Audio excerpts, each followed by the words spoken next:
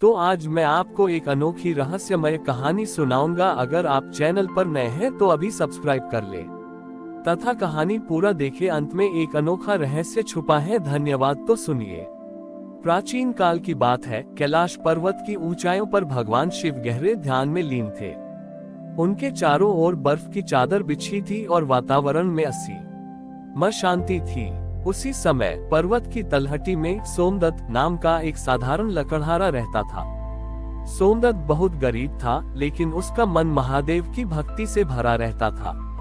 एक दिन सोमदत्त जंगल में लकड़ियां काट रहा था कि उसने देखा एक छोटा हिरण प्यास से तड़प रहा है।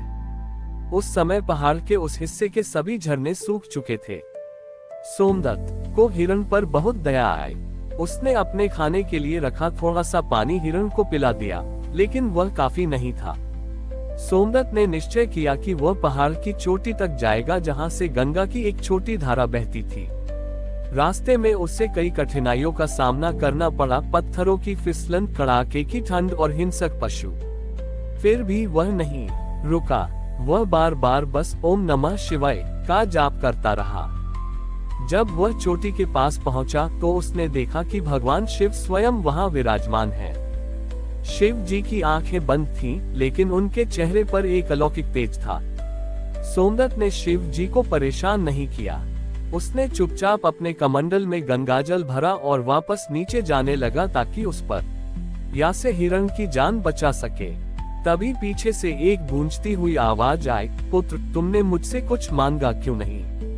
साक्षात महादेव तुम्हारे सामने थे। सोमदत्त ने पीछे मुड़कर देखा। शिव जी ने अपनी आंखें खोल दी थीं। सोमदत्त हाथ जोड़कर बोला, हे महादेव, मैंने आपको ध्यान में मग्न देखा। आपकी शांति भंग करना मुझे पाप लगा, और इस समय एक जीव का प्राण बचाना मेरा धर्म था। आपकी कृपा से मुझे आपके दर्शन हो गए। इससे बड़ा वरदान क्या होगा? भगवान शिव सोमदत्त की निस्वार्थ भावना और जीव दया देखकर अत्यंत प्रसन्न हुए। शिव जी ने मुस्कुराते हुए कहा, सच्ची भक्ति कर्म में है, केवल शब्दों में नहीं। तुमने एक मूक प्राणी की सेवा करके मेरी बड़ी ही सेवा की है। महादेव ने अपने त्रिशूल से भूमि पर प्रहार किया और सोमदत्त के गांव के पास ही एक अक्षय जलधारा फूट पड़ी। सोमदत्त का गांव खुशहाल हो गया और वह हिरण भी सुरक्षित रहा। सोमदत्त की कहानी यही समाप्त नहीं हुई।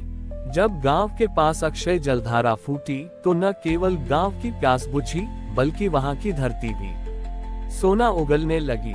लेकिन इस चमत्कार के साथ सोमदत्त के जीवन में एक नई परीक्षा ने जन्म लिया। गांव के लोग अब सोमदत्त को महादेव का प्रिय कहकर पूजने लगे थे।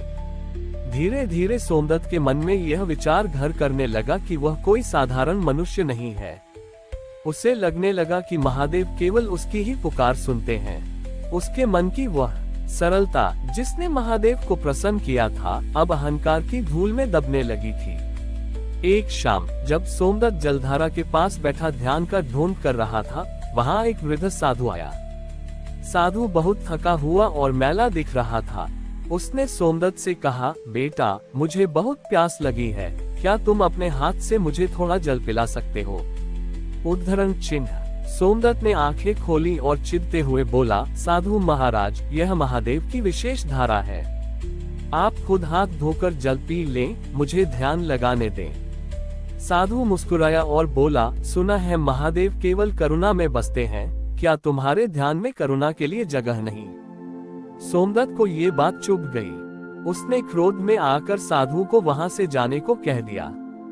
जैसे ही वह साधु वहां से गया, एक विचित्र घटना घटी। वह अक्षय जलधारा, जो कभी सूखती नहीं थी, अचानक पत्थर बन गई। देखते ही देखते पूरा गांव त्राही त्राही करने लगा। सोमदत्त घबरा गया। उसने बहुत प्रार्थना की, मंत्र पढ़े, लेकिन महादेव ने उत्तर नहीं दिया। अपनी गलती का एहसास होने पर वह नंगे पैर फिर से कैलाश की ओर भागा। इस बार उसका रास्ता पहले से कहीं ज्यादा कठिन था, क्योंकि उसके मन पर अहंकार का बोझ था। रास्ते में उसे वही हिरण मिला जिसकी उसने कभी जान बचाई थी। वह हिरण अब एक दिव्य रूप में खड़ा था। हिरण ने मनुष्य की आवाज में कहा, सोमदत्त, तुमने उस दिन प्यासे की जान बचाई थी क्योंकि तुम्हारा हृदय कोमल था। आज तुमने एक प्यासे को दुत्कारा क्योंकि तुम्हारा पद बड़ा हो गया। महादेव पत्थरों में नहीं, प्रेम में वास करते हैं। सोमदत्त को समझ आ गया कि वह वृद्ध साधु कोई और नहीं, स्वयं महादेव थे। वह वहीं मिट्टी में गिरकर रोने लगा और अपनी भूल की क्षमा मांगी। उसने संकल्प लिया कि अब वह भक्त बनकर नहीं, बल्कि सबका सेवक बनकर जिएगा। जैसे ही उसका अहंकार आंसुओं के रूप में बह गया, उसके पीछे महादेव खड़े थे। उन्होंने उसके सिर पर हाथ रखा और कहा, ग्रेटर देन पुत्र, भक्ति का अर्थ शक्ति पाना नहीं, बल्कि और अधिक विनम्र हो जाना है। जो दूसरों के दुख को अपना दुख समझे, वही मेरा असली गण है। Greater than. शिव के स्पर्श से सोमदत्त का अहंकार पूरी तरह भस्म हो गया। वह वापस गांव लौटा तो जलधारा फिर से बह रही थी। अब वह पहले वाला लकड़हारा तो नहीं रहा, लेकिन एक ऐसा इंसान बन गया जिसकी आत्मा स्वयं कैलाश बन चुकी थी। हमारी और भी आध्यात्मिक एवं अनोखी कहानियां देखने के लिए हमारे चैनल पर जाएं तथा धार्मिक एवं पौराणिक अनोखी कहानियां हमारे चैनल पर है। कृपया जाके देखें तथा हमारे चैनल को सब्सक्राइब करके रखें और वीडियो लाइक जरूर करें। धन्यवाद।